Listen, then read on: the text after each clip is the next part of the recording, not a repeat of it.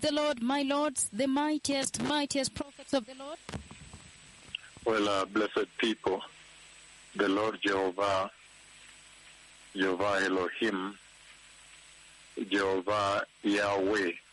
Итак, благословенные люди, Господь Иегова, Иегова Элохим, Иегова Яхве, Господь Высочайший, Господь Иегова Гоэль, Господь Твой Искупитель, Господь Иегова Ире, Твой Попечитель, Иегова Кабади, Иегова Хашофет, Иегова Хамелек, Иегова Ари, Господь мой свет, Иегова Руфи, Твой Исцелитель, Господь, который исцеляет тебя, Иегова Мискаби, моя самая высокая башня, Иегова Маши, ваше прибежище, Иегова Бара, Господь могущественный Создатель всей вселенной, Создатель всех людей и церкви.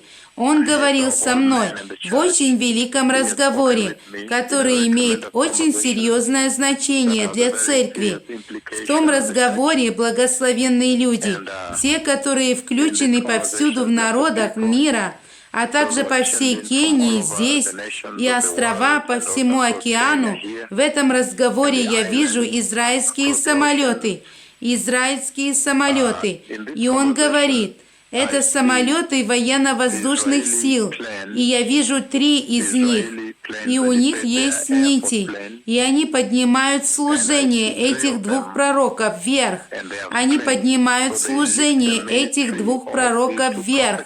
И я вижу их на небе, в то время, когда они доставляют служение этих 2 пророков назад в Израиль, пока они доставят его вниз, пока 2 пророка не начнут служить Израилю. И когда они тут же появились, тогда я вижу пророков Господних. Я вижу их сейчас немного старше. Я вижу их в том виде, в каком они были до этого периода времени. Люди выходят, и они начинают служить народу Израиля. И есть большой разговор, который они начали утверждать. Народ Божий, народ завета Бога Всемогущего. Они вовлечены обезопасить Израиль. Народ завета Бога, Израиль, обетованная земля.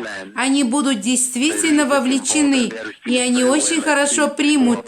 Я вижу, что люди их приняли. Я вижу людей, прикрепленных к ним, чтобы им также облегчить. Еще раз, я вижу 3 израильских самолета. И Господь говорит: это самолеты военно-воздушных сил, и каждый из них имеет шнур, и они поднимают служение этих 2 пророков вверх в Израиле. Называют это Алия. Они возвращают служение 2 пророков назад, в обетованную землю, в Израиль. И есть много деталей, которые скрыты. Сразу, когда служение 2 пророков прибудет в обетованную землю, они начинают служить народу завета Бога, Божьему народу, Израиль.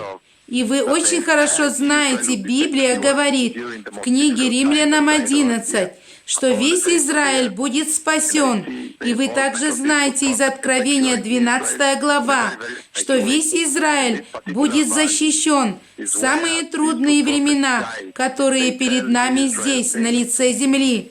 И я вижу причастность этих 2 пророков в защите Израиля очень-очень мощным образом. И это определенная долина есть, где эти 2 пророка ведут. Они говорят Израилю, не идите этой дорогой, потому что они для вас расставили там ловушку для изгнания из страны. Следуйте по этой стороне. Итак, они идут через долину, и она зеленая, через долину. И тогда эти 2 пророка их также исцеляют. Те, которые больны, когда они идут через долину, и они защищают их от опасности в очень-очень трудное время, которое вскоре придет на землю. Мессия грядет. Не говорил ли Господь с этим поколением? Господь Иегова мой друг, Бог нашего Господа Иисуса Христа, не говорил ли Он с народами земли?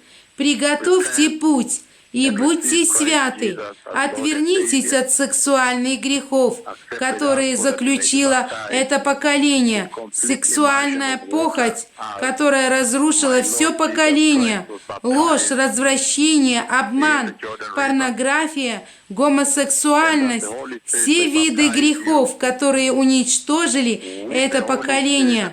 Покайтесь и примите Христа Иисуса как Господа и Спасителя. Признайте Евангелие, и чтобы вы были крещены в полном погружении в воде, как был крещен мой Господь Христос Иисус в реке Иордане, и чтобы Дух Святой крестил тебя Святым Духом и огнем. Будь свят, потому что без святости никто не увидит Господа. Мессия грядет. Тада раба, эрифтов, тада.